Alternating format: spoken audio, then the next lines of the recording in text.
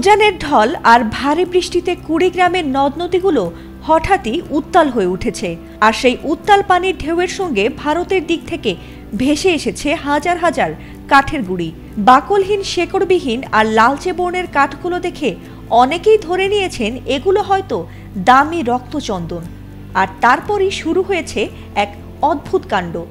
রীতিমতো হুড়োহুড়ি পড়ে গেছে সেই কাঠগুলোকে ধরতে। রোববার ভোর থেকে কাজলানি, দুধকুমার ও ব্রহ্মপুত্র নদে নেমে পড়েছেন শত শত মানুষ। কেউ সাঁতরে, কেউ বা বাঁশের ভেলা বানিয়ে ধরেছেন কাঠগুলো। আর তীরে তুলেই শুরু হয়েছে দরদাম।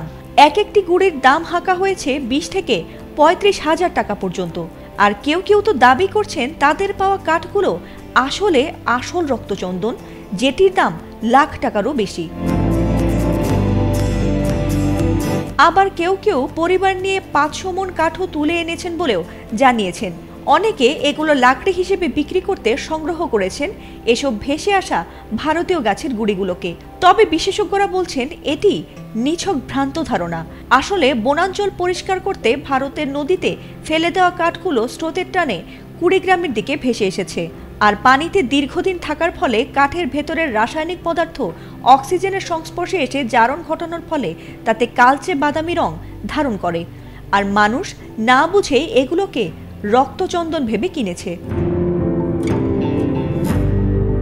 জেলার বন বিভাগের কর্মকর্তারা জানিয়েছেন, ঘটনাস্থলে গিয়ে পরীক্ষা করে দেখা গেছে যে কাঠগুলো মোটেই চন্দন নয়, বরং সাধারণ কাঠ, যেগুলো দীর্ঘদিন ধরে পানিতে থাকায় রং বদলে গেছে। আর এগুলোর মধ্যে চন্দনের কোনো বৈশিষ্ট্যই নেই, এমনকি কাঠগুলো পচে গেছে। তবে এ ভুল ধারণাই এখন অসাধু ব্যবসায়ীদের সুযোগ তৈরি করেছে। কেউ কাঠ জ্বালানি হিসেবে বিক্রি করছেন, আবার কেউ চন্দন কাঠ ট্যাগ লাগিয়ে চড়া দামে বিক্রি করছেন উৎসুক ক্রেতাদের কাছে। ফাতিমা সুলতানা, ATN বাংলা।